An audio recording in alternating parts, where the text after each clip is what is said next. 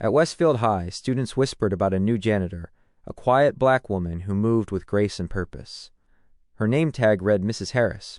She never spoke much, but her calm presence carried authority that made even the rowdiest kids lower their voices. But not everyone respected her. One of the loudest was Chase Turner, a wealthy senior known for his arrogance and privilege.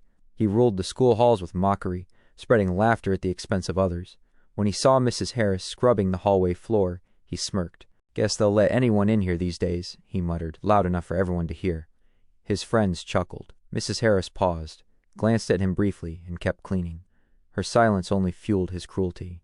Over the next few days, Chase made her his target, tossing trash near her mop bucket, spilling juice in the hall just to make her clean it, and calling her maid instead of her name. One afternoon, during lunch break, he crossed a line. He and his friends recorded a video, pretending to trip over her cleaning cart, laughing as he shouted, "Watch where you're mopping, woman!" The hall echoed with laughter as the phone cameras caught her stunned expression. But instead of reacting, Mrs. Harris simply stared at Chase with a steady, unshaken look that silenced even his friends for a brief moment. It was the kind of look that said she knew more than she showed. The next morning, a black SUV pulled into the school parking lot. Two men in suits stepped out, flashing badges. The principal was called immediately. Students gathered at the windows as whispers spread. Something serious was going on. Inside the office, Mrs. Harris sat calmly beside the two agents. Her uniform was gone. In its place, a tailored jacket, a badge clipped to her belt, and the kind of confidence that filled the room. Principal Davis blinked in shock. "You're Agent Harris?" She nodded. "Undercover with the Department of Education and Federal Protection Services. We've been investigating racial harassment and bullying complaints within the school system." Before the principal could respond, there was a knock. Chase Turner and his father walked in, unaware of what awaited them. Agent Harris turned to face him. "Mr. Turner, we need to talk about an incident involving harassment, intimidation, and violation of student and staff rights." Chase's smirk faded.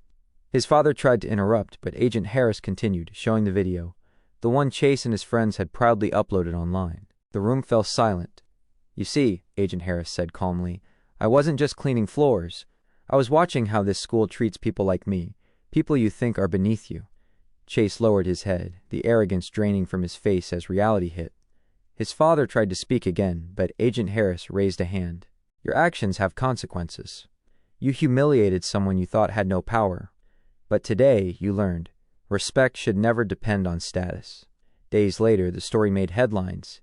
Teen bullies undercover agent disguised as school janitor. Chase was suspended, forced to complete community service in order to attend a racial sensitivity program. But for Mrs. Harris, or rather Agent Harris, her mission wasn't revenge, it was revelation. As she walked down the same hallway one last time, the students who once laughed at her now greeted her with respect. The same floor she once mopped gleamed under the reflection of their changed hearts. She smiled faintly and said to the principal before leaving, "Sometimes, to clean a place, you have to start with what's inside the people, not just the floors. Never judge anyone by their appearance or job title.